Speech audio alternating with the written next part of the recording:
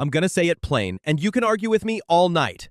Kelvin Gastelum missing by 5 pounds and then winning the next night is Exhibit A that the UFC's weight miss penalties aren't enough. The scale edge is deciding fights. Period. Roll the headline card because this isn't a vibe take, it's a receipts take. You watched Noche UFC. You saw it. Gastelum strolls in for a middleweight bout at 191 pounds. 5 over. And then walks Dustin Stoltzfus down in San Antonio and takes a unanimous decision. That's not me speculating, that's the receipt. MMA Junkie's report has the numbers. 30-27, 29-28, 29-28. And how did it look? Superior striking power. Their words.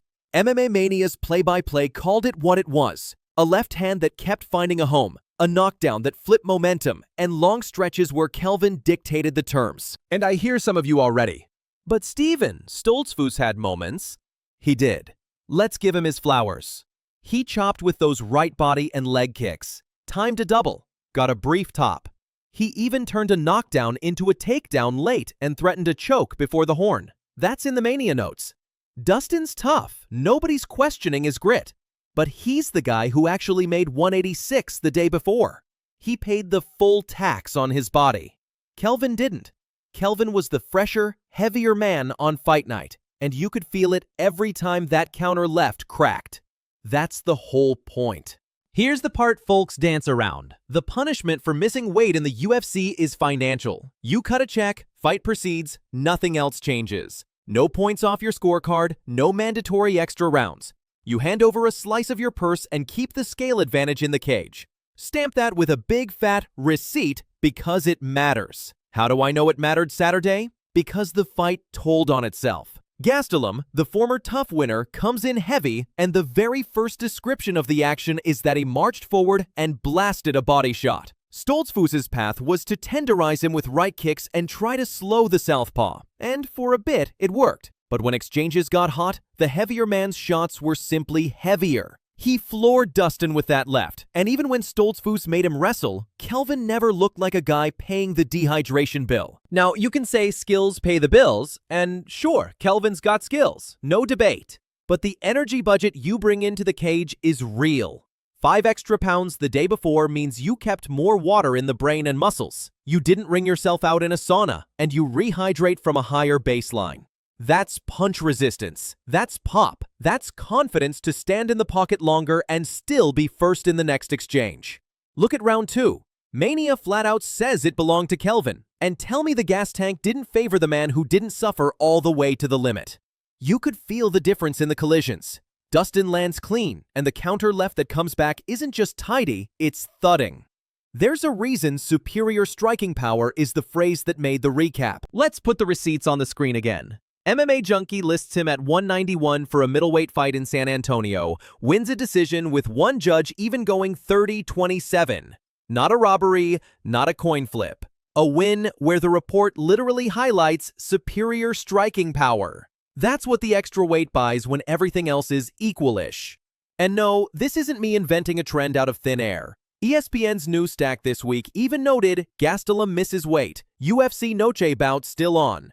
Right next to a different headline about a pit bull fight that was nixed when a foe missed weight.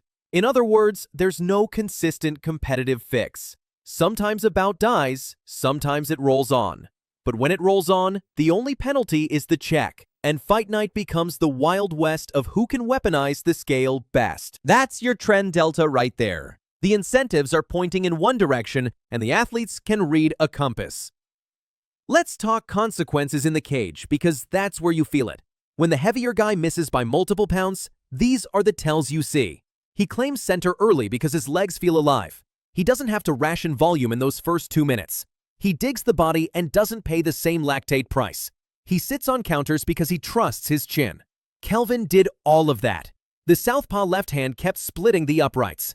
Even when Stoltzfus tried to change looks, right kick, level change, Gastelum's responses didn't slow. Look at the sequence after Kelvin wobbled him. Dustin bites down and fires, but the next big moment is Kelvin putting him on the floor with the left. That's not just form, that's fuel. Flip it to the guy who made weight. What actually changes for him? He loses the margin for the exact game plan he needs. Stoltzfus's best path was attrition. Bodywork, calf, repeat. Maybe make the southpaw carry you in grappling. He found some of that, but the added mass and recovered hydration across from him meant every defensive read had to be perfect just to break even. The kick fully lands? Great, but the counter left that's coming is heavier. Get to a takedown?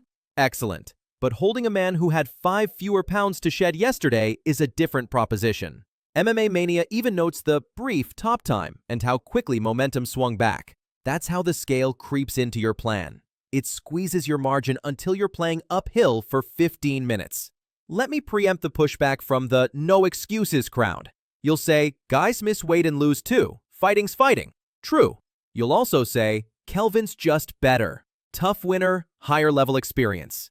Also fair. But look at the evidence we actually have from this night. The story of this fight, from 2 independent reports, is Kelvin's power edge and confidence in the pocket. That lines up perfectly with the physiological reality of not draining 5 more pounds on Friday afternoon. And the scoreboard reflects it convincingly enough that we're not arguing robbery. We're arguing cause. If you want to hold up the occasional weight misser who still loses, be my guest. Edge cases don't erase advantages. If a left tackle jumps early and still gets beat by a speed rush, does that mean the offsides didn't help? No. It means advantages can be squandered. It doesn't mean they don't exist. Another counter you'll hear. The opponent can decline. Sure. If he wants to burn a full camp and paycheck, the incentive structure pushes guys to accept. Stoltzfus did what most pros do. Take the fight, try to cash the fine, and be a good soldier. And then he gets to chase a heavier target for 15 minutes with judges watching the man who hits harder. That's not sour grapes. That's the reality of the system we've set up. If the only thing you're docking is money, then you're not touching the competitive balance sheet inside the cage. The stakes now? They're bigger than just Kelvin's next booking. Matchmakers are watching. Managers are watching. Fighters see what happened Saturday and make a cold calculation. If the only cost of missing is money, and the benefit is 5 extra pounds of Friday sanity that converts to Saturday power, guys on the bubble will play that game. MMA Mania's headline even winks at it. Job saved? Because outcomes like this can literally secure a roster spot.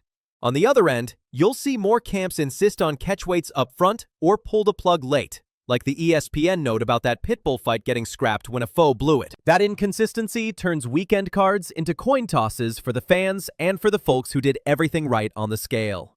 Near term, if Gastelum sticks at 185, he's going to get asked about the scale every time. San Antonio bought him some time with that decision, but the next 2 weeks in this sport are always full of weigh-ins. Watch how many misses turn into bully fights. Watch how often the heavier guy is the one walking forward late. If the trend holds, the chorus for stiffer penalties, forfeiture of points, automatic deduction, whatever you like, is going to grow.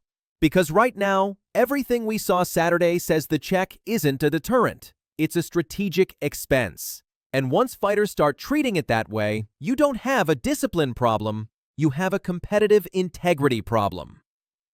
So, here's your viewer's guide the next time someone comes in multiple pounds heavy. First, the opening 2 minutes. Does he instantly plant his flag in the center and rip with heat? That's a man who didn't hate his Friday. Second, the third round posture. Is he still throwing his A-shot with balance and sitting down on it? Or is he skirting the fence to survive? Kelvin, after trading hard all fight, was still loading that left and even spun to finish the bout with a flourish, per Mania's notes. That's the look of someone whose tank didn't crater after a dogfight.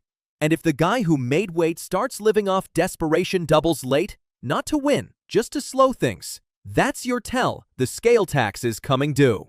Look, I'm not here to bury Kelvin. He said post-fight he was thankful he had the courage to get in and get it done. That's fine. He fought well. He fought bravely. But the sport owes the other guy, the fans, and frankly itself, a better competitive baseline.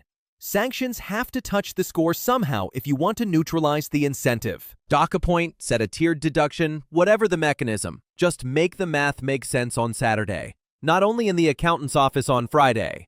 Right now, Saturday proved the opposite. The advantage walked into the cage, and the advantage won on the cards. You don't have to agree with me. That's why we do this. But if you're convinced the check is punishment enough, rewind the tape. Look at 191 on Friday. Look at superior power on Saturday. And tell me with a straight face the scale didn't matter. I'll wait. So here's the open invite. Should a weight miss automatically cost you points on the scorecards? Or was this just Kelvin being the better fighter and Stoltzfus needing a different plan? Where do you land? Penalty on the scoreboard? Or keep it a fine and live with nights like this?